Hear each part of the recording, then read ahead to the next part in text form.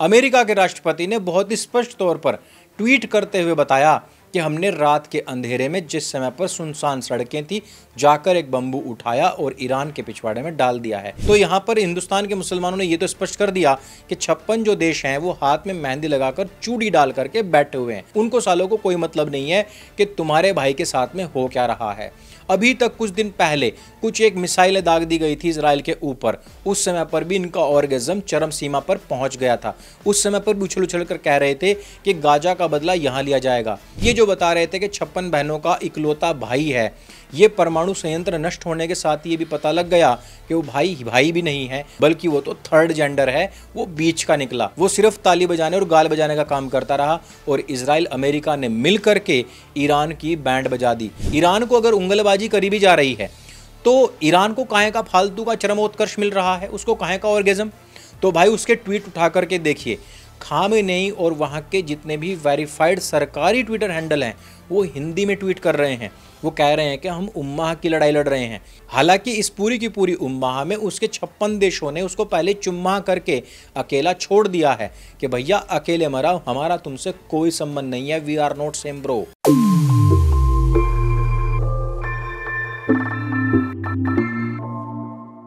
कुछ दिनों से सोशल मीडिया पर एक लाइन चलाई जा रही थी कि ईरान 56 बहनों का इकलौता भाई है जिसको गुंडागर्दी करने का बहुत शौक है। और ये किस परिप्रेक्ष्य में कहा जा रहा था? ये कहा जा रहा था इस परिप्रेक्ष्य में कि ईरान सबसे पावरफुल देश है युद्ध के मामले में, जिसके पास में युद्ध की खेप बहुत ज़्यादा है और ये अमेरिका, इजराइल जैसे देशों को एक पलक झपकते ही नेस्तनाबूद कर सकता है।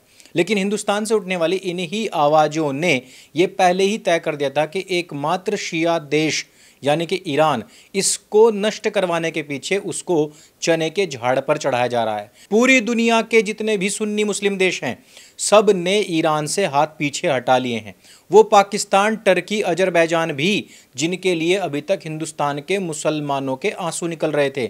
आप लोगों को याद होगा ऑपरेशन सिंदूर के बाद में टर्की, अजरबैजान जैसे मुस्लिम देशों ने भारत की निंदा की थी। यहाँ तक कि ऐसे देशों ने तो पाकिस्तान को अपनी सैन्य सहायता बढ़ा दी थी। टर्की मेड ड्रोन्स हिंदुस्तान के ऊपर हमला करने के लिए आए थे। उस समय पर जब भारत के हिंदू वंशी लोग टर्की और अजरबैजान का विरोध कर रहे थे, उस समय पर हिंदुस्तान के अंदर बैठे हुए गद्दार कौम के लोग टर्की और अजरबैजान का सपोर्ट कर रहे थे। लेकिन आज इन लोगों को समझ नहीं आ रहा कि जब Turkey, Azerbaijan, Pakistan, UAE, Saudi Arab जैसे बड़े बड़े देशों ने भी ईरान से हाथ पीछे खींच लिए तो हम अब क्या करें? ईरान को सपोर्ट करें या फिर अपने सुन्नी बहुल देशों के इन फैसलों का सम्मान करें? आप ये देखिए कि टर्की और अजरबैजान ने तो स्पष्ट कह दिया कि भैया हमको इस पचड़े में पड़ना ही नहीं है। जॉर्डन ने तो ऐसी ऐसी मिसाइल्स को दाग करके नीचे गिरा दिया जो ईरान ने इजराइल की तरफ मारी थी। यानी कि जो हिंदुस्तान का एक कचरा पड़ा हुआ है ना 25-30 करोड़, ये जो हमेशा कहते रहते हैं हमारे तो 56 देश हैं जी, 56 बहनों का इकलौता भाई है जी ईरान, हमारी तो 200 करोड़ आबादी है, वो सारी की सारी आबादी इस समय पर ईरान की तबाही का मंजर देख रही हैं। बताया जा रहा है कि ईरान के अंदर 3 जो बड़े परमाणु संयंत्र केंद्र थे उनको फोड़ भगाया है अमेरिका ने। लेकिन उसने लॉन्चर किस स्टेट को बनाया जानते हो? पाकिस्तान को। पाकिस्तान के आसिफ मुनीर ट्रंप के साथ में बैठकर चाय नहीं पी रहे थे बल्कि ईरान की तबाही की राय बना रहे थे। और हिंदुस्तान के मुसलमान जिनके दिल और जुबान हमेशा पाकिस्तान के लिए जिंदाबाद के नारे लगाते हैं, उसी पाकिस्तान ने ईरान को फोड़ने के लिए ज़मीन दी है। अब मुझे बताइए कि हिंदुस्तान के मुसलमान या तो ये नहीं जानते कि 56 देशों में कोई मित्रता नहीं है, या वो ये नहीं जानते कि शिया सुन्नी फाइट हो रही है, यहाँ पर इजराइल या यहूदी कोई मायने रखता ही नहीं। सारे सुन्नी देश मिलकर के एक शिया के पीछे लगे हुए हैं। यहाँ पर कोई भी इस बात का ख्याल ही नहीं रख रहा कि कुरान में एक स्थान पर लिखा हुआ है कि यदि सांप और यहूदी मिल जाए तो पहले यहूदी को मारो, सांप को छोड़ देना। इस समय पर हिंदुस्तान के मुसलमान जो 56 बाप बना करके बैठे हुए थे, सारे के सारों ने धोखा दे दिया और अकेला जो भाई था उसके भी पिछवाड़े में बम्बू करवा दिया है। अमेरिका के राष्ट्रपति ने बहुत ही स्पष्ट तौर पर ट्वीट करते हुए बताया कि हमने रात के अंधेरे में जिस समय पर सुनसान सड़कें थी जाकर एक बम्बू उठाया और ईरान के पिछवाड़े में डाल दिया है। ईरान इस समय पर रो रहा है, लेकिन पूरे विश्व के सुन्नी मुसलमान मजे ले रहे हैं। हिंदुस्तान में ये सब चीज़ें केवल इसलिए हो रही हैं क्योंकि इजराइल हिंदुस्तान का सपोर्ट करता है हर एक युद्ध में। हिंदुस्तान के मुसलमानों को प्रॉब्लम सिर्फ इतनी सी है कि वो इजराइल आज युद्ध में है, जिस इजराइल ने पाकिस्तान के खिलाफ लड़ने वाले हर एक युद्ध में हिंदुस्तान का सहयोग किया। आपको याद होना चाहिए कि 1948 में जब भारतवर्ष पाकिस्तान के साथ युद्ध लड़ रहा था, उसी समय पर इजराइल भी अपने अस्तित्व की लड़ाई लड़ रहा था इजराइल में, लेकिन फिर भी इजराइल ने फुल सपोर्ट भेजा था हिंदुस्तान को। उसके बाद में 1962 का युद्ध हो या 1965 का, उसके बाद 1971 का युद्ध हो या 99 का, या फिर सर्जिकल स्ट्राइक की गई हो, इन सभी का इतिहास और ब्यौरा उठाकर देखिए। इजराइल ने एक हाथ से अपनी लड़ाई लड़ी तो दूसरे हाथ से हिंदुस्तान का सहयोग किया। हर बार पाकिस्तान हो, म्यांमार में छुपे हुए आतंकवादी हो या बांग्लादेश के बॉर्डर का मैटर हो, हर एक में इजराइल ने हमारे देश का सहयोग किया है। ऐसे में जब चारों तरफ बैठे हुए दुश्मनों को हिंदुस्तान में घुसने का कोई मौका ही नहीं मिला और इस सब में शील्ड बनकर के इजराइल खड़ा रहा, तो हिंदुस्तान के अंदर पल रहे इस कचरा पेटी, इस गद्दार कौम के पेट में मरोड़ तो उठनी ही थी।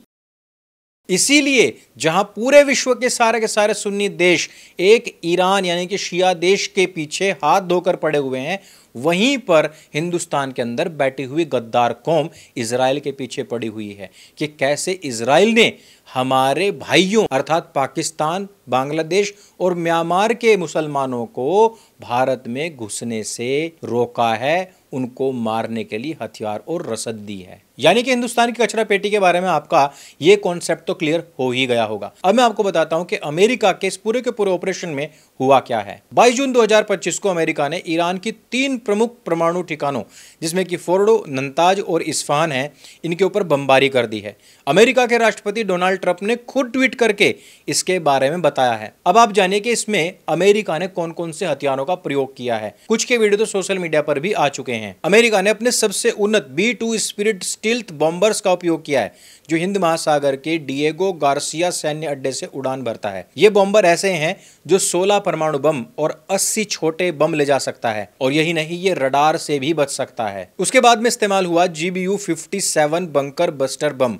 इन हमलों में 30,000 पाउंड वजनी GBU-57 मैसिव ऑर्डिनेंस पेनेट्रेट यानी कि MOP बमों का उपयोग हुआ है, जो जमीन के नीचे बने हुए बंकरों तक को नष्ट कर देते हैं। फोर्डो, जो पहाड़ों के बीच में 300 फीट गहराई में है, इसी को नष्ट करने के लिए इस विशेष हथियार का इस्तेमाल किया गया है। इसके बाद में आती हैं टॉम हॉक मिसाइलें। अमेरिकी रिपोर्ट्स बता रही हैं कि अमेरिकी पनडुब्बियों ने 30 टॉम हॉक मिसाइलें भी दागी हैं। अब इसमें जो नुकसान हुआ है वो क्या है? अमेरिका और इजराइल की जो संयुक्त रिपोर्ट है उसके अनुसार बताया जा रहा है कि हमने तीनों के तीनों गुप्त संयंत्रों को उड़ा दिया है, पूरी तरीके से समाप्त कर दिया है। डोनाल्ड ट्रंप ने अपने social media platform truth social पर लिखा है कि हमने ईरान के 3 परमाणु ठिकानों यानी कि फोर्डो, नंताज और इस्फहान पर हमला करके पूरी तरीके से नष्ट कर दिया है और हम वापस लौट आए हैं। फोर्डो पर बमों का पूरा पेलोड गिरा दिया गया है। इसके बाद में ट्रंप ने ईरान को चेतावनी दी है कि जवाबी कार्रवाई की स्थिति अगर होगी तो हम और बड़े हमले करेंगे। हमारा जो लक्ष्य था आपका परमाणु संयंत्र उड़ाना, वो हमने लक्ष्य अचीव कर लिया है। अब आप भी शांति के साथ में रहो, हम भी शांति के साथ में रहते हैं, चिल करते हैं। लेकिन हमें पता है कि हिंदुस्तान में पड़ा हुआ जो कचरा पेटी है, ये चिलगोजे किसी को भी चिल नहीं करने देंगे। ये फिर से ईरान को उंगल करेंगे और ईरान इस उंगलबाजी से फिर से फुदकते हुए अपने आतंकवादियों को उतारेगा और अब की बार ईरान बढ़िया तरीके से लपेटा जाएगा। तो बहुत सारे लोग कह रहे थे कि 56 बहनों का एक इकलौता भाई है। तो यहाँ पर हिंदुस्तान के मुसलमानों ने ये तो स्पष्ट कर दिया कि 56 जो देश हैं वो हाथ में मेहंदी लगाकर चूड़ी डाल करके बैठे हुए हैं। उनको सालों को कोई मतलब नहीं है कि तुम्हारे भाई के साथ में हो क्या रहा है। अभी तक कुछ दिन पहले कुछ एक मिसाइलें दाग दी गई थी इजराइल के ऊपर, उस समय पर भी इनका ऑर्गेज़म चरम सीमा पर पहुंच गया था। उस समय पर भी उछल उछल कर कह रहे थे कि गाजा का बदला यहाँ लिया जाएगा।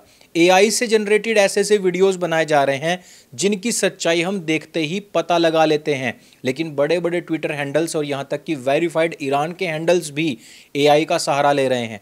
मुझे तो लगता है कि ईरान के पास में एक ही सबसे बड़ा हथियार है और वो है उसका प्रीमियर प्रो, वो है उसका एआई वीडियोस जनरेट करने वाले वेबसाइट का सब्सक्रिप्शन, और वो है हिंदुस्तान में फ्री में उसको बाप मानकर उसके लिए बैटिंग करने वाले कुछ ट्रोलर्स। सिर्फ इन्हीं के आधार पर वो पूरी पूरी जंग लड़ रहा था। उसको नहीं पता था कि अमेरिका इसकी माँ बहन आकर कर देगा। कुछ ऐसे ट्विटर हैंडल्स भी थे जिन्होंने कहा था कि रूस अब आया अब आया अब आया, लेकिन वो आया नहीं, उससे पहले ईरान आ गया। और ये जो बता रहे थे कि 56 बहनों का इकलौता भाई है, ये परमाणु संयंत्र नष्ट होने के साथ ही ये भी पता लग गया कि वो भाई भी नहीं है, बल्कि वो तो थर्ड जेंडर है, वो बीच का निकला। वो सिर्फ ताली बजाने और गाल बजाने का काम करता रहा और इजराइल अमेरिका ने मिल करके ईरान की बैंड बजा दी। अब हम ये भी देखते हैं कि ईरान के इस नुकसान से हिंदुस्तान को कितना नुकसान है। भाई हिंदुस्तान को बहुत बड़ा नुकसान हो सकता है। वहाँ पर हमारे पोर्ट्स हैं, वहाँ पर हमारे बंदरगाह हैं, हिंदुस्तान को वहाँ से क्रूड ऑयल मिलता है जिसके रेट बढ़ सकते हैं। पाकिस्तान इस बात का फ़ायदा उठा सकता है और अमेरिका भी हो सकता है कि अगर ईरान ने और ज़्यादा उंगलबाजी में फुदकते हुए इजराइल अमेरिका के ऊपर हमला करने का प्रयास किया तो वही हशर होगा जो पहले इराक का हुआ था, सीरिया का हुआ था, अफगानिस्तान का हुआ था। अमेरिका ईरान पर कब्जा कर सकता है जो वो कभी भी नहीं कर पाया। अब ऐसे में क्या होगा, ईरान पर कब्जा होने के बाद वो वहां के संसाधनों का, वहां के पोर्ट्स का इस्तेमाल कर सकता है। पाकिस्तान ऑलरेडी अपनी सलवार निकाल करके ट्रंप के सामने 90 के एंगल में झुका हुआ है। ऐसे में ईरान और पाकिस्तान दोनों स्थानों का इस्तेमाल अमेरिका हिंदुस्तान के खिलाफ भी कर सकता है, क्योंकि जिस प्रकार की ट्रंप की भाषा हमने देखी है वो हिंदुस्तान के सपोर्ट में तो बिल्कुल भी नहीं है। ऐसे में हिंदुस्तान में महंगाई बढ़ सकती है, ऐसे में हिंदुस्तान की जो शेयर मार्केट है वो कई हद तक क्रैश कर सकती है।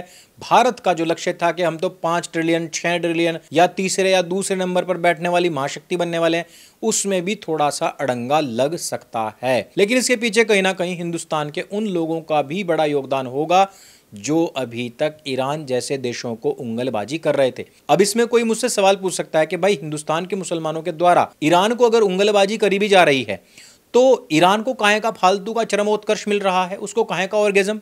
तो भाई उसके ट्वीट उठा करके देखिए, खामेनेई और वहाँ के जितने भी वेरीफाइड सरकारी ट्विटर हैंडल हैं वो हिंदी में ट्वीट कर रहे हैं।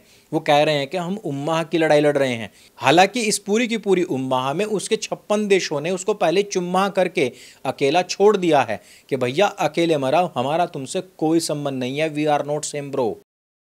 लेकिन खामनेई को लग रहा है कि क्योंकि नैरेटिव का युद्ध है, सोशल मीडिया पर अधिकतर लड़ाइयां जीती जाती हैं, ऐसे में उसको फ्री के ट्रोलर्स जो राशन तो हिंदुस्तान का खाते हैं, फ्री बिजली हिंदुस्तान की लेते हैं, बहुत सस्ता नेट हिंदुस्तान का खर्च करते हैं, सारी की सारी सुविधाएं लेने के लिए हिंदुस्तान के खिलाफ शाहीन बाग में प्रदर्शन करते हैं, लेकिन ट्रोलिंग का काम वो मेरे पक्ष में करेंगे, भले ही हिंदुस्तान में भी मैक्सिमम सुन्नी ही क्यों ना रहते हों। इसलिए पूरी की पूरी ईरान की मशीनरी हिंदुस्तान के मुसलमानों को रिझाने में लगी हुई थी।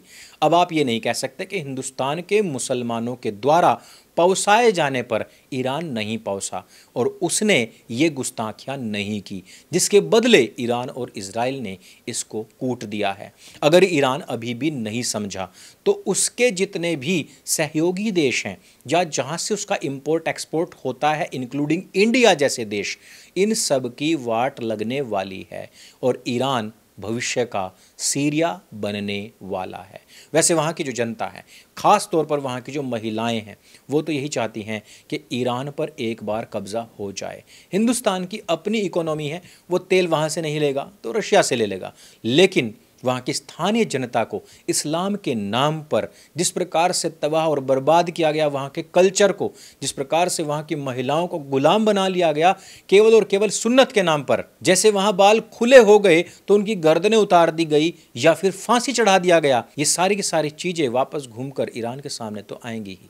वही लोग जो इजराइल के ऊपर 2-4 बम पड़ने के बाद एआई जनरेटेड फोटोज डालकर कह रहे थे कि कर्मा अपना हिसाब किताब अवश्य करता है, वो अभी आने वाले समय में ईरान की दुर्गति पर भी एक्चुअल फोटोज डालकर क्या ये कहेंगे कि कर्मा ने अपना हिसाब किताब कर दिया है। इस वीडियो में सिर्फ इतना ही। अगर ये वीडियो आपको अच्छा लगता है, जानकारी से भरपूर लगता है और आपके सारे कॉन्सेप्ट्स को क्लियर करता है, आपके डाउट्स क्लियर करता है, तो इसको सबके साथ में शेयर अवश्य करें। और आपकी पुस्तक ढाई मोर्चे का चक्रव्यूह इन सब नैरेटिव्स को तोड़ने का काम करती है। ऑडियो बुक में आने वाली है सत्य सनातन पर, जो मेंबर्स होंगे वो सुन सकते हैं। दूसरी चीज, इसकी किंडल एकदम फ्री आ चुकी है अमेजन पर, और आपकी मैन लाइव्स मैटर्स आने वाली है, छपकर तैयार हो चुकी है। मेरे संग बोली सत्य सनातन वैदिक धर्म की जय। जय हिंद, वंदे मातरम।